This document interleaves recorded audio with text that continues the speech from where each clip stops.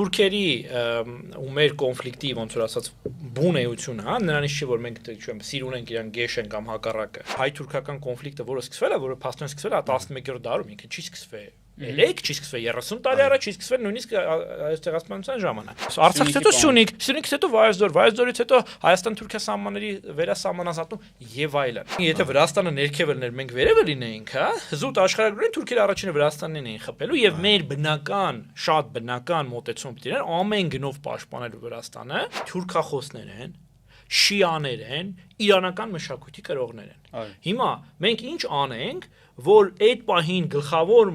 ուժը, որը հավակնում էր այդ տարածքի վրա, խոսքի Իրանի մասին է, հա, այս տարածքի վրա ունենա քիչ ազդեցության լծակ։ Դու չես կարող Հայաստանը փոխարեն սարքես կամ Հայաստանի տեղում սարքես Լյուքսեմբուրգ, հա, դու վերջում ստանալու ես Աֆղանստան բառի բոլոր իմաստները։ Ողջույն, եթերում Զորաց զրույցն է, ես Արմեն Աթալյանն եմ։ Ես Ավետիք Թեմքերոպյան։ Եվ այսօր մեր հյուրը Վարուժանն է Գեղամյան։ Բարև ձեզ։ Թուրքագետ, պատմագետ, պատմական գիտությունների տեխնացու։ Ես խոսք ուզում եի քեզ փոխանցել։ Եվ այսօր Թուրքիայի ամենա այսպես մանրակրկիտ ուսումնասիրողներից, երևի ամենամանրակրկիտ ուսումնասիրող, ինչը կարծում եմ այսօր շատ անհրաժեշտ է մեզ հասկանալ համար, թե ինչ է ուզում մեզից Թուրքիան։ Եվ այսօր խոսենք դրա շուրջ։ Այո, այսօր ուզում ենք խոսել այդ թեմայի շուրջ ու մի հատ sense կարևոր խնդիր էլ կա, էլի։ Ես ուզում եմ մի հատ այդ թեման մի թեթև բացենք, շատ քիչ։ Երբ որ ասում են թուրքագետ, պետք է հասկանալ, որ դա գիտություն է։ Դա լավի ու վատի մասին չի, էլի, ոնց որ ֆիզիկոսը չի ասում, չէ՞, նեյտրոնները լավն են, պրոտոնները լավը չեն։ Հիմա ինչ որ խոսելու ենք մենք, չի լինելու ոչ թուրքերի դեմոնիզացում, ոչ էլ ինչ որ տենց իրենց փաղաքշելու փորձ։ Սա լինելու է գիտական զրույց, ուղղակի սովորական հանրամատչելի, այո, գիտնականի հետ։ Գիտնականի հետ։ Ես պետք է ասեմ, որ այո, շատ ճիշտ դիտարկում է, որովհետև մենք շատ հաճախ իմ ավակները առնվազն մեզ են ասել, մենք հիմա ասում ենք մեր ուսանողներին, մենք շատ հաճախ ենք այդ միտքը գրում, որ արարելագիտությունը, որի մի մասն է թուրքագիտությունը, ինքը ըստ էության բժշկության նման գիտություն է, որովհետև ոնց որ մենք ուսումնասիրում ենք մեր անմիջական միջավայրը ու մեր տեսածը մենք չենք կարող կոծկել։ Կապ չունի լավը կամ վատը, հա, ասենք Իրանի մասով կնի, Վրաստանի մասով, Ադրբեջանի թե Թուրքիայի, մեր խնդիրն է հստակ տալ ախտորոշումը եւ օրինակ եթե հիմա ես որպես թուրքագետ վեր կենամ ու ասեմ, գիտեք ինչ կա, այո, Թուրքիան իսկապես խաղաղություն է ուզում, գիտեք, Թուրքիան իսկապես, չգիտեմ, ամեն գնով պատրաստ է Հայաստանին օժանդակել, որ Հայաստանը ուժեղ պետություն լինի, ես կլինեմ նման բժշկի, որը ասենք զուտ, որ չնեղացնի հիվանդին, տեսնելով ասենք, որ իր մոտ չեմ, Աստված մի ասեք, քաղցկ եղա կամ ձեռքը կոտրած, ասի, գիտես, չէ, ձեռքդ կոտրած չէ, շատ լավ է, այսինքն հնարավոր չէ այդպիսի բան անել եւ ցավում եմ, որ այս վերջի 5-6 տարիներին մեր կանխատեսումները, մեր տված ախտորոշումները իրանք լավը չեն, բայց միայն ճիշտ այսպես տված ճիշտ ախտորոշումն է թույլ տալիս իսկապես բուժել հիվանդություն, իսկապես հեռացնել վտանգը։ Դրա համար այո, մենք թուրքատյացներ չենք, բայց մենք հասկանում ենք, որ այդ երկիրը թշնամական է եւ ըստ այդմեն մեր մոտեցումը շատ ավելի մանրակրկիտ է, շատ ավելի զգոն է, շատ ավելի սթափեցնող է։ Բայց կա մի հատ ուրիշ մոտեցում, որ Հայաստանում թուրքագիտությունը ոնց որ մի հատ sense բան է կառուցում, որ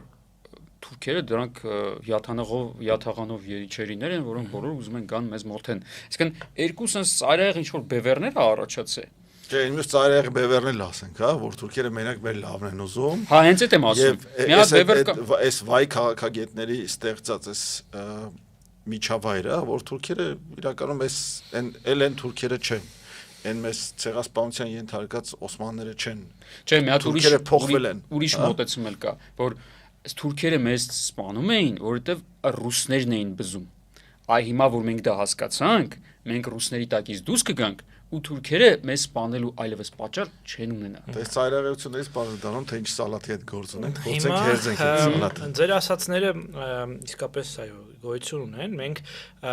ոչ գիտության մեջ, այստեղ ուզում եմ շատ հստակ լինենք, հանրային քննարկումների մեջ այո ունենք երկու ծայրահեղություն։ Դա ճիշտ է։ Բայց ոչ գիտության մեջ, ոչ թուրքագիտության մեջ, հա։ Երբեմն մարդիկ, որոնք խոսում են Թուրքիայի մասին, Թուրքիայի վերաբերյալ ինչ որ դատողություններ անում, իրենք շատ հաճախ ներկայանում են գիտության անունից, բայց եթե օրինակ նայեք, չգիտեմ, իրանք ունեն գրված նորմալ հոդված գիրք, դա անցել է որոշակի ապրոբացիա թե ոչ, կտեսնեք, որ հիմնականում դատարկություն է, եւ ուղղակի իրանք խոսում են, այսպես ասած, Թուրքիայի մասին։ Այնտեղ տեղին է հիշել մեր ամենահայտնի արևելագետներից մեկի, ոչ թուրքագետ, բայց արևելագետ Հովսեփ Օրբելուն, մեր գիտությունների ակադեմիայի հիմնադիր նախագահ, Էրմիտաժի տնօրեն, Պետերբուրգի արևելագիտության ֆակուլտետի դեկան եւ այլն։ Օրբելնի շատ լավ միտք է ուներ այս առիթով, ասում էր, որ կա ձուկ եւ կա ձկնագետ, հա, есть рыба и есть ихтиолог։ Ձուկը լողում է, բայց նա չգիտի թե ինչպես է լողում, ինչի շնորհիվ է լողում։ Ձկնագետը կարող է չի լողում, բայց ինքը գիտի ոնց կարելի է լողալ։ Հիմա մեզանում ցավոք սրտի շատ են մարդիկ, որոնք որ օրինակ կարող է 1-2 անգամ Թուրքիա գնացածնեն, կարող է մի քիչ կարող է նույնիսկ թուրքերեն գիտեն եւ այլն, եւ մի երկու հատ է կարան ասեն կայք կարդան, բայց դրանով արդյոք ինքը դառնում է թուրքագետ, իհարկե ոչ, հա։ Ինքը դառնում է ուղղակի Թուրքիայի մասին դատողություններ անող։ Եվ այս մարդիկ շատ հաճախ ներկայանալով թուրքագիտության անունից իրենք ըստ էության աղավաղում են պատկերը։ Մինչդեռ պատկերը բնավ այդ ծայրահեղությունների մեջ չէ, այլ շատ ավելի հստակ է եւ հնարավոր է առանց նույնիսկ ընկնելու այդ տիպիկ, այսպես ասած, բան, հա, յաթաղան եւ մնացած ասկյար եւ մնացած այլ բառապաշարի մեջ հանգիստ կարելի է բնորոշել այն, ինչը որ Թուրքիան անում է եւ տալ այդ բնորոշման համապատասխան նաեւ դրան դա կանխարգելող քաղաքականության համար անհրաժեշտ որոշակի խորհուրդներ։ Հիմա այստեղ պարզ հաց ենք ուզում հասկանալ։ Հա։ Ինչ է ուզում Թուրքիան։ Այսօրվա Թուրքիան մեզանից։ Շատ լավ հարց է, շատ լավ, եւ ես փորձեմ հնարավորինս զուզ բառանց բան ասկյարա յաթաղանյան բառապաշարի դա եւ քաղաքական տերմինոլոգիա, այո, նայեք, Թուրքիայի համար, եթե շատ պարզ նկարագրենք, մեր տարածաշրջանով եւ մասնապես մեզնով հետաքրքրելու կա մի քանի հիմնական պատճառ։ Հետաքրքրել բառը հələ որ օգտագործում են ոչ բացական, ոչ դրական առումով։ Դա Թուրքիայի Հանրապետության արևելյան սահմանների անմիջական հարևանությամբ, այսինքն հենց կողքը սահմանակից կարգավիճակով գտնվող տարածաշրջան եւ երկիր ենք մենք։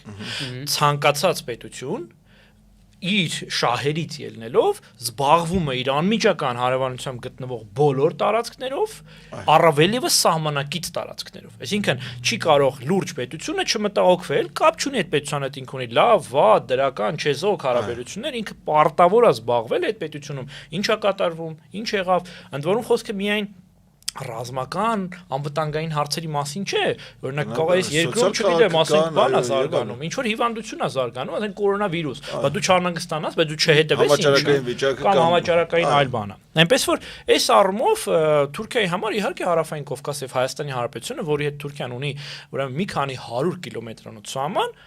շատ կարևոր երկիր է։ Չնայած, ասենք կարող է չափերով, մասշտաբներով, ռեսուրսներով, ասենք համեմատելի չի օրինակ Իրաքի կամ Սիրիայի հետ, բայց իր կարևորությամբ բնավ չի զիջում։ Հիմա սրան գումարենք եւս մեկ շերտ։ Հաշվի առնելով, որ այս տարածաշրջանը կոնֆլիկտային տարածաշրջան է, այսինքն կան այլ երկրների շահեր այս տարածաշրջանում,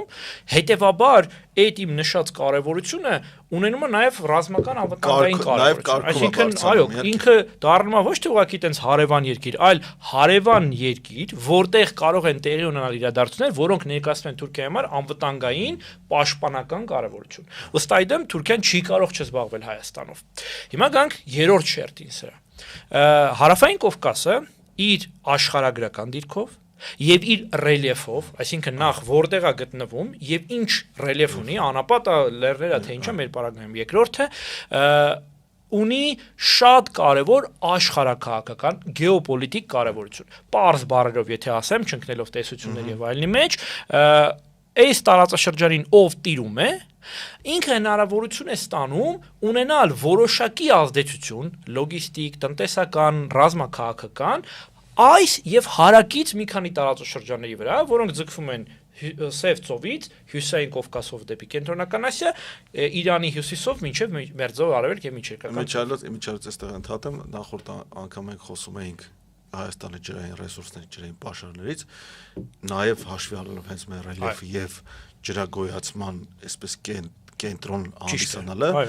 իսկ նաեւ գիտենք, որ այսօր խմելու ջրի պաշարների լուրջ խնդիր կա ոչ միայն Հարավային Կովկասում, այո, աշխարհում ամենամեծ կոնֆլիկտագեն բաներից է։ Դա նաեւ Եվս մի գործոն է, հենց հետաքրքրության տեսանկյունից։ Ճիշտ այդպես։ Այսինքն ես տեսեք հələ ռեսուրսներին չեմ էլ անդրադառնում։ Այսինքն նույնիսկ եթե պատկերացնենք, որ այստեղ լինելու էր, այստեղ լիներ բան լերկ սարեր, այսինքն ուղղակի sense բարձրությունը ոչինչ չկար, հա, հին անեկդոտն է, չէ՞, հիշեցնում Կավեյանյան ասում է, մեկը մյուսին հարցնում ասում է, բայց ինչու Հայաստանում բան չկա, ծով չկա, ասում է ծով կա, ջուր չկա, որտեղ ամբողջությամբ լեռնային գոգավորություններ են։ Հիմա այս տարածաշրջանին ով տիրում է, մասնակի, քիչ թե եւ ամբողջական կապ չունի։ Ինքը ունենում է հնարավորություն ազդելու եվրասիական տարածաշրջանի գրեթե բոլոր գործընթացների վրա։ Սրան եթե գումարենք այն, որ էլի աշխարհագրության բերումով ոչ մեր կամքով, ոչ մեր ցանկությամբ եւ այլն, այլ աշխարհագրության բերումով այս տարածաշրջանը հիմնական հյուսիս-հարավ Արևելք արևմուտք ամբողջ Եվրասիայում կապող հիմնական ճանապարհներից մեկն է, 3-4 հիմնական ուղի կա։ Դրանցից մեկը սա է, հա, իր աշխարհագրության նորից բերումով, հետեւաբար ով որ տիրում է այս տարածաշրջանին կամ փորձում է տիրել այս տարածաշրջանին, ինք ունեն ազդեցություն այսքան մեծ, այսպես մեծ տարածքի վրա։ Եվ սա է պատճառը, որ մեր դիտողները, ոչ թե ընթերցողները հավանաբար կհիշեն դպրոցական մեր դասագրքերը, շատ ձանձրալի դասագրքերը պատմության, որտեղ ասում էր, որ Հայաստանը մշտապես կռվախնձոր է եղել,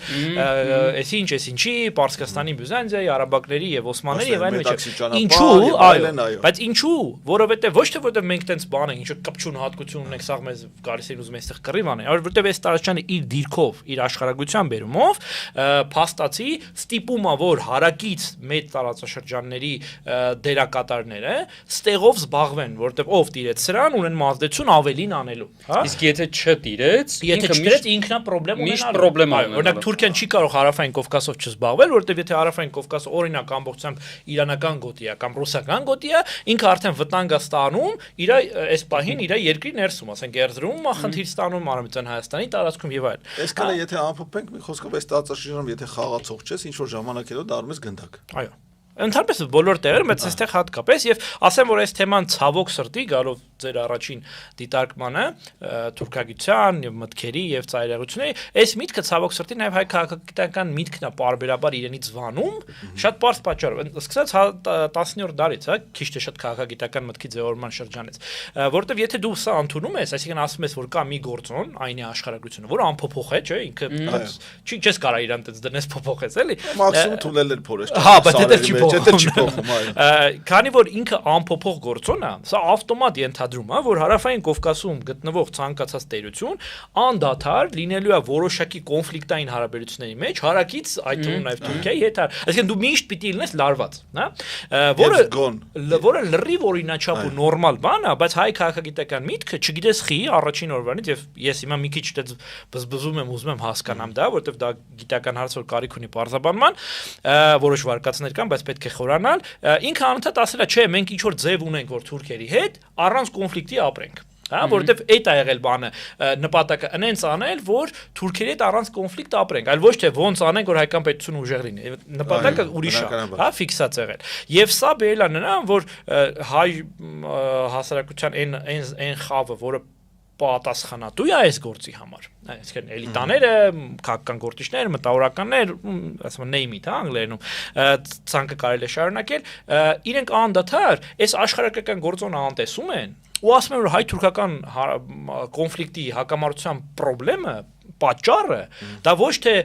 աշխարհագրությունն է եւ այլ օբյեկտիվ գործեր այլ այդ մեր մտքերն են այսինքն այ տեսեք մենք թուրքերին ասում ենք մենք ռուսների հետ կհամագործակցենք չգիտեմ թուրքերը այն ժամանակ երի թուրքերին ցեղասպանային հիմա տենց չէր այսինքն դու փնտրում ես լուծումը ոչ թե այն օբյեկտիվ իրականության մեջ այլ գնում ես մարդկանց ես բանանում իսկ մարդկանց այն էլ թուրքական քաղաքական կյանքում մարդիկ չէ որ որոշում են քաղաքական գիծը այլ այն թելադրված է նրանով ինչ որ մենք գիտության մեջ կոչում ենք աշխարհագրական դետերմինիզմ այսինքն աշխարհագրությունն է թելադրում ոնց որ Չուկչան ապրի բանում հա այդ հյուսիսում ու չունենա հագուստ ու մսի իրան ասեն գիտես այդ նրանից չի որ ցուրտ է այդ նրանից է որ դու տենց ես վերաբերվում ցլտին դու մտածի որ տաք է ուսես դուրս գաս ես տաք մեկ ես սառեց մեռավ ինչից մեռավ սառեց բա նորմալ է որ պետք է սառը պետք է բան հակներ վրան ասեմ որ այդ թեմայով մենք ունենք այնոմնիկ բացառություններ հայ քաղաքագիտական մտքի մեջ եւ մեր դիտողներին էլ խորհուրդ կտամ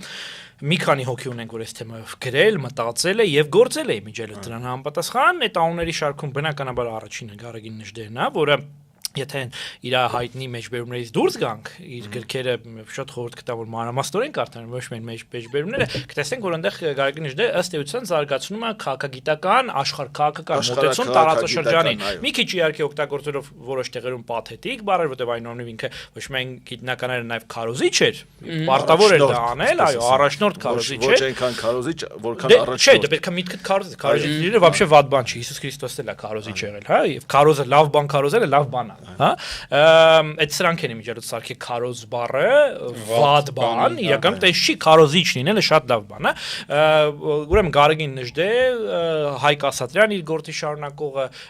Ռուբեն Տերմինասյան, որը կյանքի վերջին տարիներին այս սրան ամբողջությանը հակվում եւ շատ մանրամասն նկարագրում է Հայաստանի աշխարհակաղակական կարեւորությունը որպես տարածաշրջան անկախ այդ բանից, հա, որ մենք մեծ լավ ժողովուրդ ենք եւ այդ սաղ մի կողմ ենք դնում զուտ բան չոր ինչ ունենք հաշվում, հա։ Թուրքիայում սա շատ զարգացած է, Թուրքիան եւ բոլորիդ ծանոթ է Ահմեդ Դավութօղլի նախկին արտգործնախարարին հայտնի գիրքը չէ որ բոլորը տենց անեն ռազմավարական խորություն անունը գրող Խոշորաշով ինքը ուղղակի ասում առաջինը չի եղել այդ միտքը որ աշխարհագրությունը մեր գլխավոր արժեքն է որից պետք է օգտվենք ինքը ուղղակի դա շատ լավ պոպուլարիզացրել է եւ իշխանությունն էլ դրան նպաստել է բայց դրանից առաջ այդ միտքը թուրքական քաղաքական էլիտայի միշտ եղել է, միշտ գերակա եղել եւ այս իմաստով թուրքական քաղաքական վերնախավը դա շատ լավ գիտի։ Եթե դա առաջ քաղաքական կապիտալ էր, բայց ինչ-որ մեկի գզրոցում պահած, հիմա այդ քաղաքական կապիտալը մտել է շուկա եւ սկսել է այդ ոնց որ այդ շուկայում գնա նշվել։ Ամեն դեպքում անթակույց կերպով եւ ոչ միայն գնա նշվել, այլ նաեւ այսպես սպեկուլյացիաներ, մանիպուլյացիաներ եւ այլն, այս քաղաքական կապիտալը սկսել է արդեն փող բերել Թուրքիային, լրացուցիչ փող բերել Թուրքիային։ Ես կանք ասեմ, որ կներես նույն տրամաբանությունը Իսրայելն ա ունեցել, թե իրանց ուրիշ է, այսինքն մարդիկ միանգամից հասկացել են, որ իրանց դիրքից ելնելով իրենք արաբների հետ չեն կարողանալու համաձայնության գան եւ պետքա ուղղակի ուժեղ լինել, գուցե մի 100 տարի, 200 տարի հետո սահմանների հետ համակերպեն այդ տարածաշրջանը տենց է։ Իսրայելը դա որպես պետական քաղաքականություն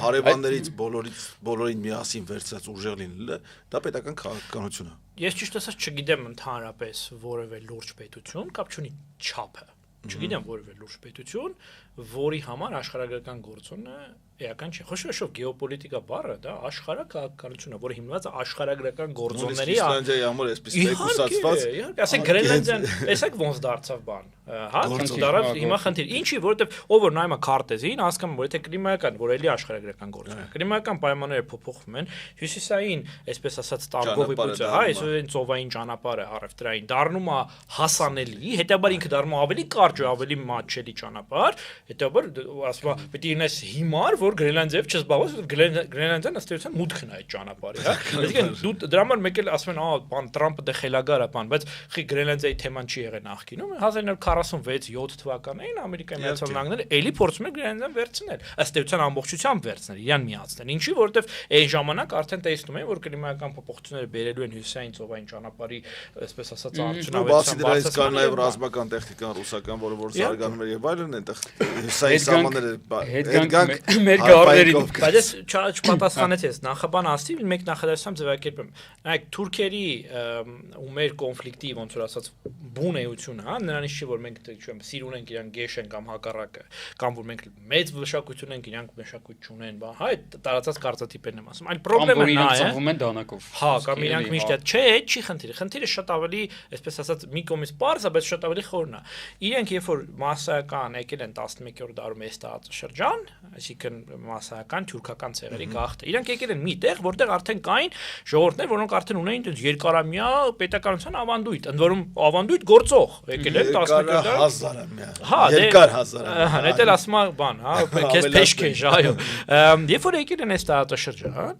իրանք եկել են իրանց պրոյեկտը, այսօրվա բառերով ասելով, հա, քաղաքական պրոյեկտը, պետությունը, պետական միավորը, իրանք որտեղ պիտի սարքեն։ Պիտի ինչ որ մեկի հաշվին չէ սարքեն։ Այսինքն եթե արդեն կոպիտ ասա դու եկել ես այս սենյակ, այս սենյակում արդեն ամեն մեկը իր կտորն ունի, հիմա դու էլ չէ պիտի քո կտորը վերցնես։ Պիտի ինչ որ մեկի հաշվին վերցնես։ Եվ հետեւաբար երբ որ իրանք սկսել են իրանց պետական միավորները սարքել, սկզբից մանր, այտենց բեյլիկներ էին, փոքր բաներ էին, միավորներ էին, հետո դրանք դարձան հսկայական, հետո դարձավ ընդհանրապես կայսրություն Օսմանյան, իրանք դա սարքել են այլ պետական միավորների հաշվին։ Եվ այդ օրվանից մինչև այսօր հայ-թուրքական կոնֆլիկտը, որը սկսվել է, որը փաստորեն սկսվել է 11-րդ դարում, ինքը չի սկսվել Էլեք չի սկսվել 30 տարի առաջ, չի սկսվել նույնիսկ այս ցեղասպանության ժամանակ։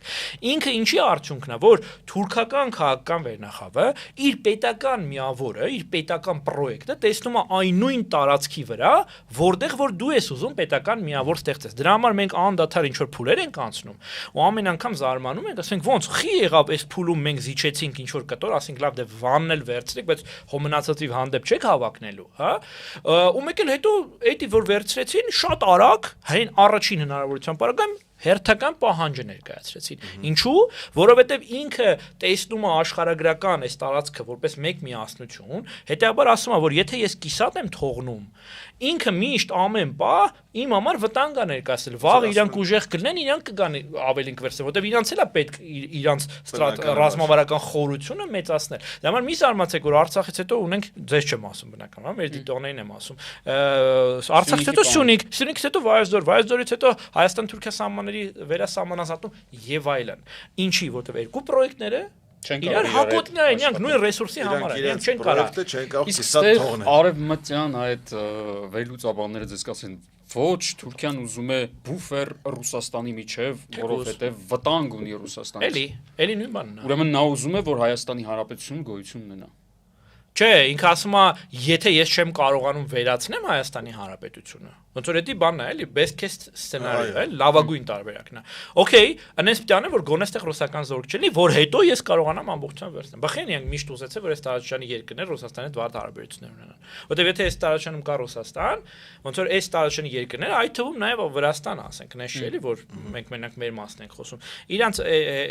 ջերս լրի բնականորեն Վրաստանը Վրաստան Նակրուգիսվայա վերադարձավ, որովհետեւ իրանք ջոկեցին, որ եթե իրանք տենց շարունակեն,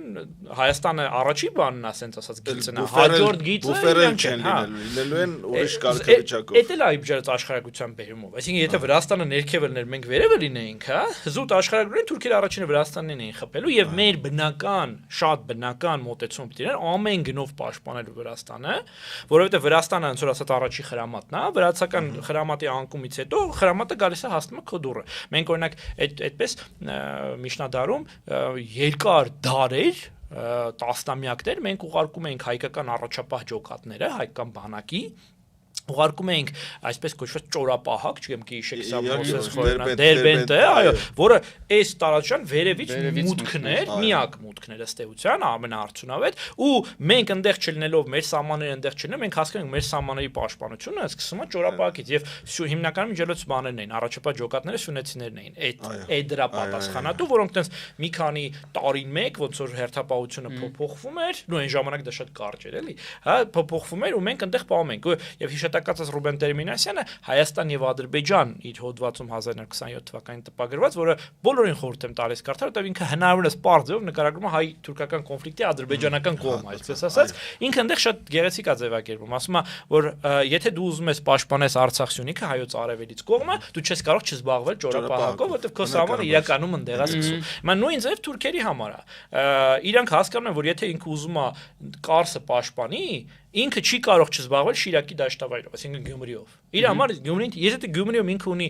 ռուսական ռազմաբազա, հայկական ռազմաբազա, վրացական ռազմաբազա, ցանկացած, ինքը միշտ այնտեղ թիրախ է։ Դա եթե կարամ չեզոքացնեմ, ամբողջությամբ չեզոքացնեմ, այսինքն մի հոգի մի զենքով եւ մի փապուշտով էլ նորից արևմտյան փորձագետները կասեն, բա ինչու է հիմա թուրք-ռուսական հարաբերությունները այդ կարգի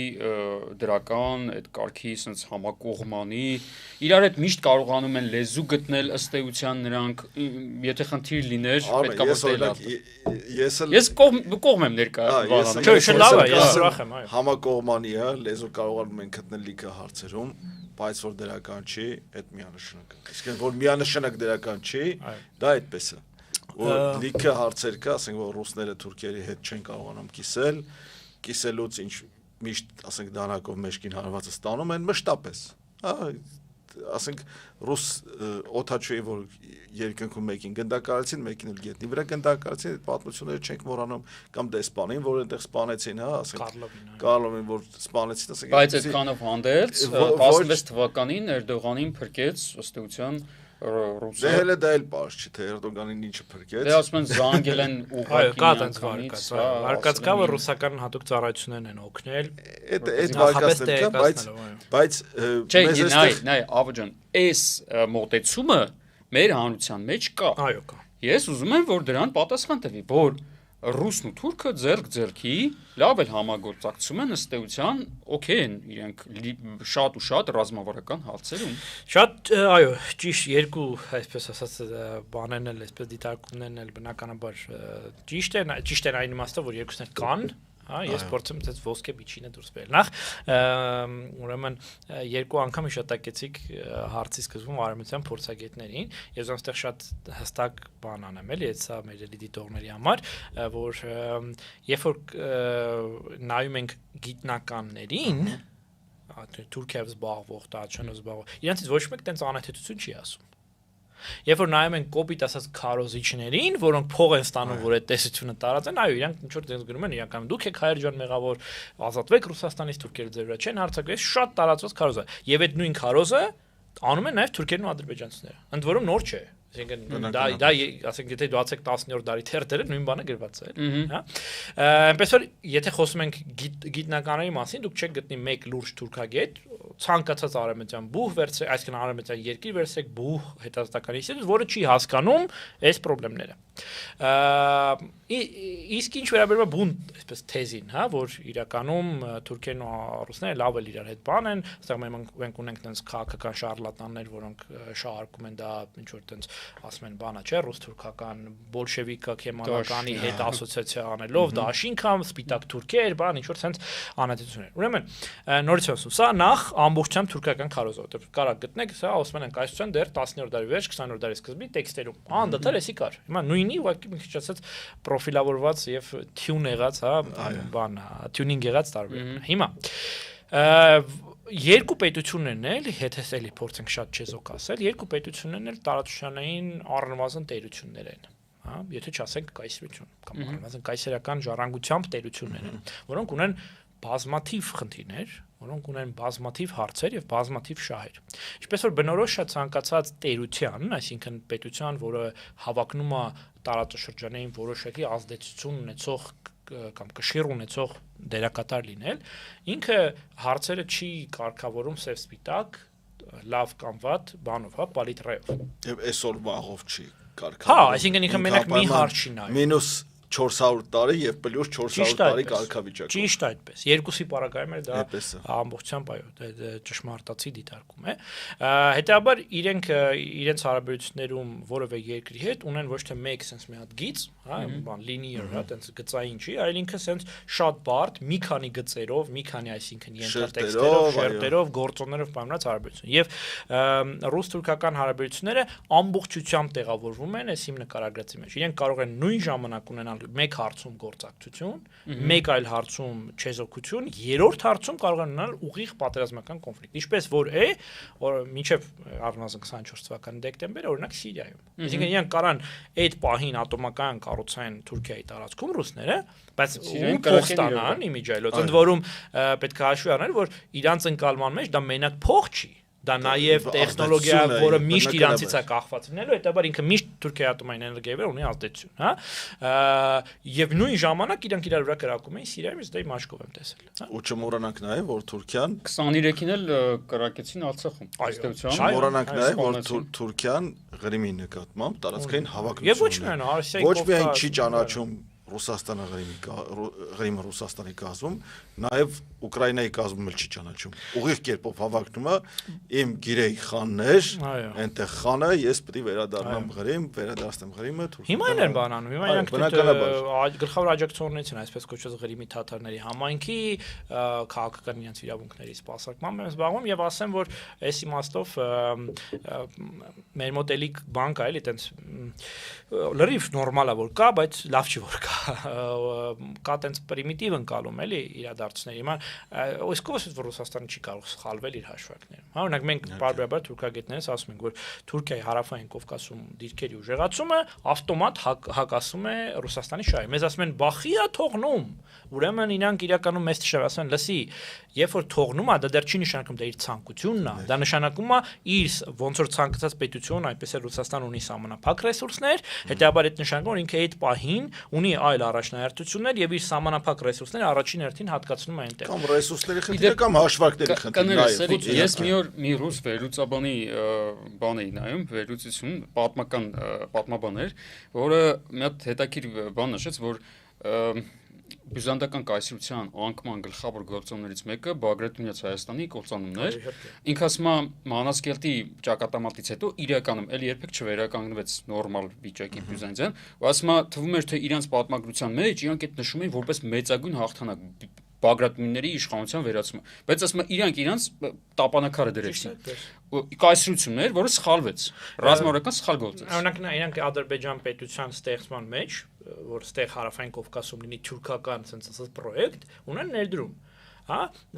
երբ որ իրանք 10-րդ դարում վերցնում են հարավային Կովկասը, մեծ Կասպից ծովի արևմտյան ափերը, իրանք նայում են այնտեղ, ասում են դա օքեյ, հայերի ու վրացիների հետ պարզ է, իրանք դաժե ունեն իրենց համար այդպես բան, կախյալ թագավորությունների վերականգնման պրոյեկտիվ են։ Երբ որ նայում են Կասպից ծովի այսօրվա Ադրբեջանի ոնց որ տարածքին, ասում են ախպեր, մի րոպե, այնտեղ ուրեմն թուրքախոսներ են, շիաներ են, իրանական մշակույթի կրողներ են։ Հիմա մենք ինչ անենք, որ այդ պահին գլխավոր ուժը, որը հավակնում էր այդ տարածքի վրա, խոսքի Իրանի մասին է, հա, այս տարածքի վրա ունենա քիչ ազդեցության լծակ։ Իրանք ասին, օքեյ, չենք կարող արագ ասիմիլացնենք, բարդ է, երկար ժամանակ է պետք, ինչ կարող ենք այլ տարբերական ենք, եկեք իրանց մոտ խթանենք թյուրքական ինքնությունը։ Շիայականից ոնց որ դուրս կգան, իրանական ազդեցությունից դուրս կգան, Իրանի ազդելու հնարավորությունները կնվազեն։ Եթե չանեին, մանր այսպես կսմթել։ Մինչև էդ արդեն ժամանակ ասին, իրանք ռուսականանան ու վсё, հարցը կլուծվի։ Հիմա իրանց հաշվարկը սխալ դուս եկավ 100%։ Այսինքն իրանք փաստորեն ուժեղացեցին թուրքական տարա, այո, իրանք արդեն իրանական ազդեցությունը էականորեն նվազեցրին, բայց ուժեղացրին Օսմանյան կայսրության հնարավորությունները այս տարածաշրջանում։ Չնայած իրանք միշտ մտածում են, որ դե Հայաստանն ու Վրաստանը կան, թույլ չեն տա որ գա էսկոմ, բայց եղավ 1917 թվականը, եւ այդ հաշվարկները լրիվ հակառակ պատտվեցին ու Օսմանյան կայսրությունը փաստորեն արդեն սենդվիչի պես sense Հայաստանն ու Վրաստանը երկու կողմից բան ճնշելու հնարավորություն ստացավ։ Հիմա այս խալը իրանք միատել արեցին 1920 թվականին, երբ որ արդեն բոլշևիկները հասկացան, որ թուրքերը գալիս են Կովկաս, իրանք Կովկասը նորից փորձեցին վերցնել 1920-21 թվականին, հետո երբ որ սաղ տեղերում իրանք ինքնություններ էին զրոյից սարքում, իրանք այսօրվա այլի Ադրբեջանի տարածքում սկսեցին ադրբեջանական ինքնության կամ ոչ թե սկսեցին, այլ ավելի խորացրեցին այդ ինքնության ձևավորումը ու այդ ժամանակ էլ էր հաշվարկը, ինչի վրա իրանք երկու գործոն էին հաշվում։ Լեզվա ուրեմն էթնիկական ընդհանրությունը Թուրքիայի հետ եւ կրոնադավանաբանական մշակութային ընդհանրությունը Իրանի հետ, ասին, օքեյ, սրանից որն է ամենալավ տարբերակը, եկեք սարքենք Ադրբեջան։ Այսինքն սարքենք առանձին ինքնություն, որը թուրքական է, բայց իրանական չի ու թուրքական չի։ Հիմա կարևորագույն հարցը առաջ գալիս։ Ինչ անենք։ Այսինքն մենք գիտնական նստեցինք, բազեցինք, որ ջուրը խառնում է սրա հետ, սենց է լինում, բլ, չգիտեմ, երած եւ այլն։ Մենք գիտական մակարդակում հասկացանք թուրքը ինչ է ուզում, ռուսը ինչ է ուզում, ինչի է սա տեղի ունեն, ինչի է նա տեղի ունեն։ Լավ, հիմա ինչ անենք, որպեսզի մենք մնանք ողջ ու մենք մնանք հայ։ Ողջ ու հայ, պրոստը, հա, դա։ Չէ, հանգիստ կարող գնանք Ավստրալիա։ Չէ, չես դառնա հայ։ Դե հələ որ հայ կմնաս։ Քո օղի վրա։ Հա, քո օղի վրա։ Այդ ուրիշ է։ Դա համար եմ ճշգրտում։ Հայ ողջ ու քո ինքնությունով, քո մշակույթով, քո օրենքներով, որպեսզի ինչ որ մի հատ եվրեյ ոնց որ ասել էր, որպեսզի իմ ծնոտը ջհալթի հայ ոստիկանը։ Բայց այստեղ պետք է հասկանանք մի բան, հա, որ այս ամեն ինչի վրա, եթե չընդունենք եւ չընկալենք, որ ուղիղ սպառնալիքներ եւ ուղիղ հարվածներ են գալիս, հենց հայ լինելու, ողջ լինելու, մեր հողի վրա լինելու, ինքնությունը պահելու, իսկ եթե չընդունենք, որ սպառնալիքները կան, համենք չենք կարող հասկանալ, թե ինչ անենք։ Գիտական մակարդակում ասենք հասկացանք, հիմա ինչ անենքն է։ Դե ասում $1 million question, չէ՞, բանա, ամենաբարձ հարցերից մեկն է, որը առաջի հայացքից ունի տեսական մակարդակում ունի շատ բարդ պատասխան, բայց իրականացման առումով ինքը միշտ բարդ է եւ մեծ ջանքեր։ Պատասխանը ուժը հայկական պետություն։ Այսինքն մի բանը, որը տեղի չի ունեցել միջև հիմա։ Դե չես կարող կոպի անես, օրինակ Եվրոպայում ինչ որ մեկից։ Դե այդ դեպքում ես կօգտվեմ իմ գործընկերներից մեկն է, արդեն չեմ հիշում ով այդ առաջինը ձևակերպել, բայց շատ լավ է ձևակերպել։ Ասում եմ, երբ որ դու հարավանությամբ ունես Թուրքիա, Իրան պետությունները, քո ռեսուրսները մոտապես Աֆղանստանի ռեսուրսների չափ են ու քո հասարակությունն էլ դեռ մոտավորապես գտնվում է, ասենք, եգիպտական հասարակության մակարդակին, դու չես կարող Հայաստանը փոխարեն սարքես կամ Հայաստանի տեղում սարքես Լյուքսեմբուրգ, հա, դու վերջում ստանալու ես Աֆղանստան բառի բոլոր իմաստները։ Այսինքն դու չես կարող այս միջավայրում կառուցել այնպիսի պետություն, ինչպիսին օրինակ Սլովակիան է, Լյուքսեմբուրգն է կամ Չեխիան է, չես կարող։ Լավա թե վատա, այդ ամեն մեկի որոշելիքն է, կարող է ինչ որ մարդ ասում, արա դե խի տենց չի, էլի, հա։ Չնայած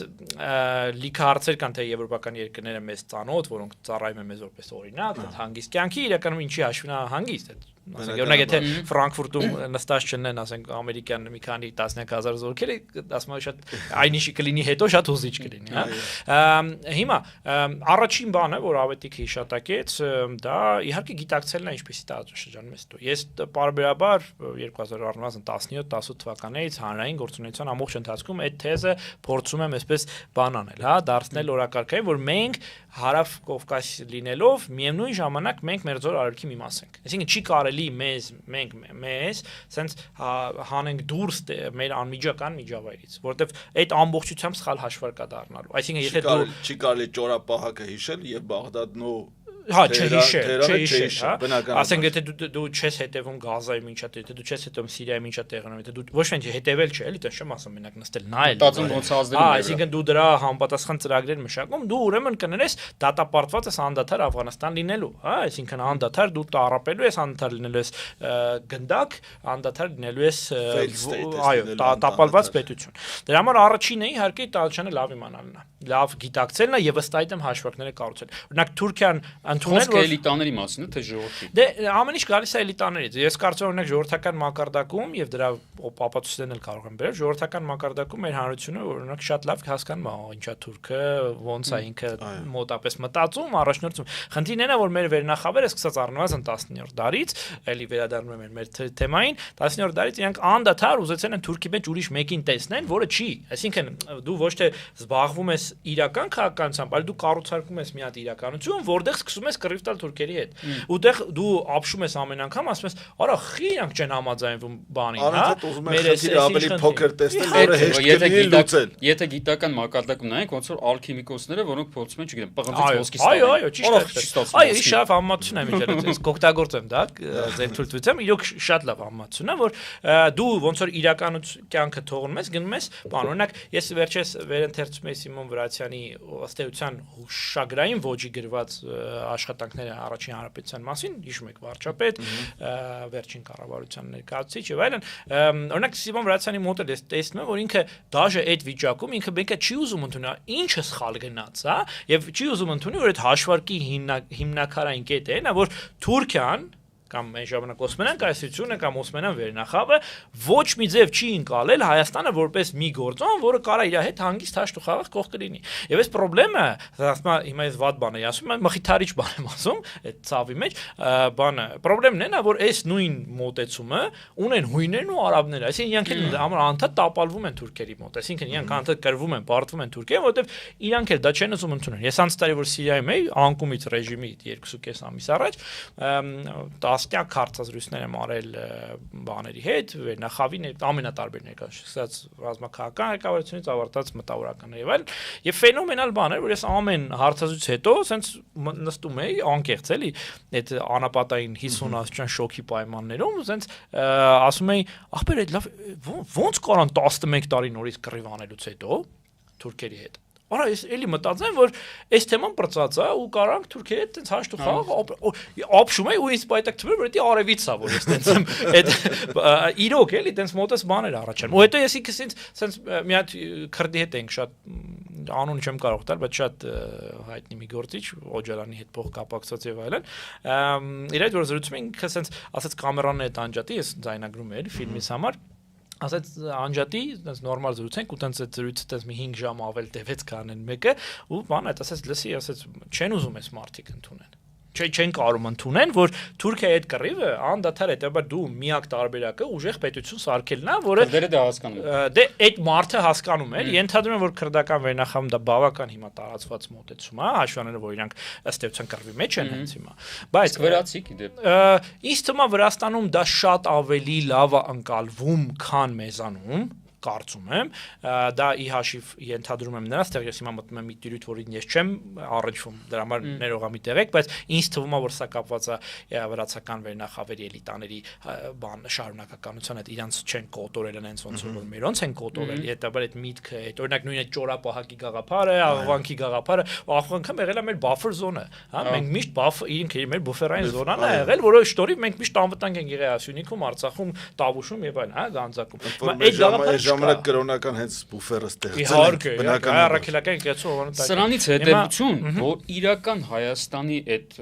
բանը որ հիմա առաջ է մղվում այդ կոնկրետ տանում է միանշանակ դեպի ոչնչացում այսինքն եթե դու չես մտածում մեծ եթե դու չես մտածում ու չես հասկանում որ այդ քո սահմանները դրսից է սկսում ես իրական Հայաստանը այդ հենց քո տունն է իրական Հայաստանը մենք պիտի միշտ չակերտների մեջ վերցնենք բնականաբար որովհետեւ այդտեղ այդ Բարակապակցության մեջ Հայաստանը ապագա չունի։ Եթե եզրափակեն լինենք, հա, հիմա ըստ էության հասկացանք ինչ իրավիճակում ենք։ Հիմա դու առաջարկում ես ըստ էության Իսրայելի ճանապարհ, թե մեր ինչ որ Դե հիմա չեմ խենք այդ Իսրայելի ճանապարհ կոչում, ես հասկանում եմ ոնց որ մոդը ինչ է, այո, այս տարածքում հայկական պետություն ունենալու համար շատ բանաձևային եմ ասում, այս տարածքում հայկական պետականություն ունենալու համար այլընտրանք քան ռազմականացված հասարակություն, այլընտրանք քան մշտապես պատրաստ պատերազմական իրավիճակի, այլընտրանք քան մշտապես գերակտիվ դիվանագիտական աշխատանք տարածաշրջանի մնացած խաղացողների հետ, որոնց համար թուրքական սպառնալիքը առկա է, այս փուլում շատ, մյուս փուլում քիչ, մյուս փուլում թափ կարող չէ նույնից աճի, որտեղ ինքը միշտ կա, հիմա ասենք, օրինակ Արաբական Միացյալ Էմիրությունների կամ Սաուդյան Արաբիայի հետ մենք ունենք լիքը աշխատելու տեղ, որտեղ Եգիպտոսի հետ ունենք, հիմա մեկը կասի, հա, նա Եգիպտոսի հետ արդեն հարաբերությունները լավ է, հա, բայց ո՞նց է որ վաղը նորից չի վատար, որտեղ նույն ձև աշխարհագրությամբ պայմանավորված իրանք էլ են նույն այդ խնդրի հետ բախվում, հետաբար դու պիտի այդ գերակտիվ դիվանագիտական աշխատանք ունենաս Թեհրանից մինչև Կահիրե, այդ է քո առաջին տեղը, ոչ թե ԵՄ-ի այդ բաներն են, այդ սիրուն օֆիսներն են, որոնք ոչինչ չեն որոշում գրեթե քո համար, ոչ մի բան, որտեղ իրենք on the ground, sense հողի վրա չկան, ներկա չեն, առկա չեն, իրանք չեն այս տարածաշրջանի թելադրողը, իրանք այո մասնակից են, բայց իրանք երբեք քո համար չեն կարող առաջնահերթությունել։ Հետաբար Մերձու արևելյան ուղղությունը պիտի լինի քո առաջնահերթությունը, Սփյուռքը այդ տարածքում։ Հետևաբար այդտեղ քո համայնքները, այդտեղ հայկական եկեղեցին, որը իմիջիալոց ավանդական խաղացող է եղել այս տարածաշրջանում եւ հիմա էլ ունի հնարավորություն սկսած միջնորդ լինելուց ու ավարտած մեր համար բանակցող լինելուց։ Ես ուզում մի օրինակ բերել, որ ես այն ժամանակ կառավարությունում աշխատում էի, նախագահի աշխատակազմում ավելի ճիշտ, երբ որ օրինակ Հորդանանի թագավորը պիտի գար Հայաստան, ես այդ բանի այցի կազմակերպման բանից մեկն էի, պատասխանատուներից մեկն էի, ես հիշում եմ, որ իրանք մեր կողմս էստավել ինչ որ մատ տենց բան օրակարգ որ նախագահ, չգիտեմ վարչապետ եւ այլն, իրանք բանեն ասել են ոնց, բա հայոց կաթողիկոս է։ Ու հայոց կաթողիկոսի հետ հանդիպումը դարձավ օրակարգային ամենամեծ մասը։ Այսինքն իրանք որտեվ Հորդանանի թագավորը ի պաշտոն է Երուսաղեմի քրիստոնյա սրբությունների բանն է, կաստոդիանն է, պահապանն է։ Հետաբար իր համար հայոց առաքելական եկեղեցու առաջնորդը, որին ենթարկվում է Երուսաղեմի պատրիարքությունը, իր համար հավասար է։ Այսինքն ինքը չի կարող իր այդ չաշխատի, հա։ Եվ տես ինչ բան է, էլի, այսինքն եկեղեցին հիմա էլ կարող այդ դերը խաղա։ Ու դրա համար պատահական չէ որ Իսրայելը ամեն ինչ անում որ եւ Ադրբեջանն ու Թուրքիան էլ օգնում են որ այդ հայկական բանը թաղամասն ու հայկական պատրիարքությունը Երուսաղեմից ըստ էության դուրս գա։ Եթե հայկական եկեղեցին Իրանում չլիներ ուժեղ, մենք դժվար Իրանում ունենենք երաշխավորված 2 թե 4 տեղ պարլամենտում են։ Ուրեմն եթե սենց ամփոփենք ռազմականացված պետություն անդադար պատրաստ հակամարտությունների եւ ցույց տալ գինը դրա, այսինքն պիտի տարածաշրջանի բոլորը իմանան, որ դու մինչև վերջ կռվելու ես։ Հետաբար դու արդեն նվազեցնում ես պատերազմների հավանականությունը։ Երրորդ գերակտիվ քաղաքականություն Մերձավոր Մերձավոր Արևելքի առաջնահերթայնացում քո ցանկացած գործողություններում, հա, եւ արդեն ստեղից բխած մնացած բաները միշտ հնարավորություն լինելու է, օրինակ Թուրքիան իմ համոզմամբ հիմա պիկից անկման մեջ է մտնում է ճգնաժամերի փուլ, որտեղ մեր համար լիքը հնարավորություններ են բացվել։ Հատկապես տնտեսական։ Ոչ միայն, տնտեսական, դեմոգրաֆիական։ Մի խոսքով, եթե ես էլ փորձեմ եզրակացնել, թինգը տալ եւ վայելել կյանքը այս տարածաշրջանում չի լինի։ Եթե որոշել ենք լռվել այստեղ ստեղ ապրելու ենք ու հա լրվցնելու ենք ու կյանքը վայելենք, դա չի աշխատելու։ Այս հիմիկվանից վերջերը պետք է հավաքել ու գնալ, եթե տենց միտք ունես, էլի։ Շատ շնորհակալություն, շատ բովանդակալից զրույց էր, իրականում ես ինձ համար էլ լիքը բան բացահայտեցի, բազեցի։ Շատ շնորհակալ եմ։ Զորաձրույցների եթերում։ Հաջողություն։ Հաջողություն։